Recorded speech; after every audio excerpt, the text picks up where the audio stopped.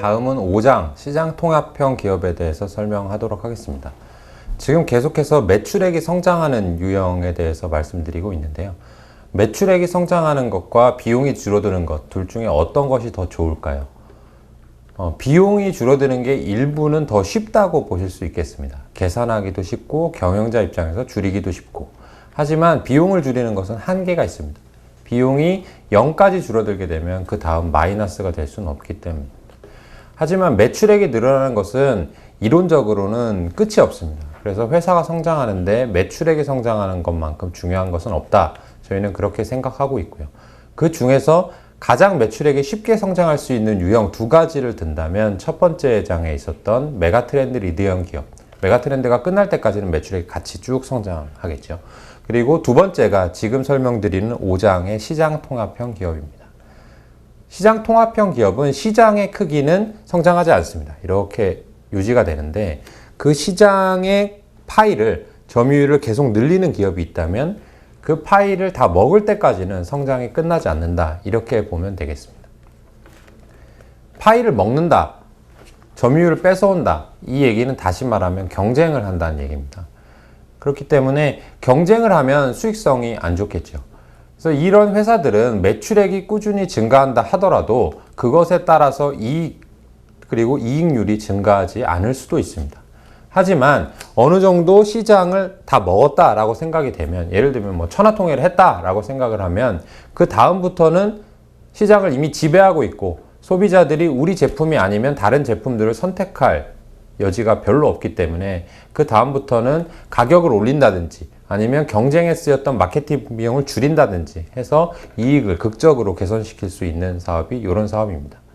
이 사업에서 중요한 점은 뭐냐면 일단 시장이 커야 된다는 겁니다. 그리고 반대로 그 시장 대비해서 이 회사가 가지고 있는 파이, 점유율이 초기엔 작아야 된다는 겁니다. 기업을 처음 분석할 때, 투자를 처음 시작할 때는 시장 점유율이 큰 회사, 그리고 시장 지배력이 높은 회사를 보통 찾고 합니다. 사실은 그런 회사가 이미 브랜드가 있다든지 전환 비용을 갖춘 좋은 기업임에는 맞습니다. 하지만 좋은 기업과 좋은 주식은 다르게 보셔야 됩니다. 좋은 기업이지만 이미 모두가 알고 있는 기업이고 주가에 반영되어 있다면 좋은 주식이 아닐 수 있습니다.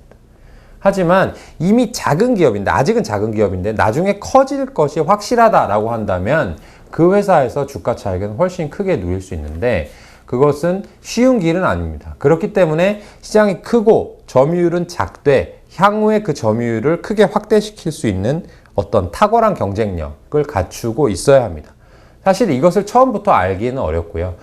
저희 같은 경우에는 그 회사의 역사를 보면서 이 회사가 어떤 변곡점에서 어떤 경영 전략을 세웠는가, 그래서 어떻게 이 파고를 넘어왔는가를 보면서 이 회사의 경쟁력이 있구나 없구나를 판단하곤 합니다.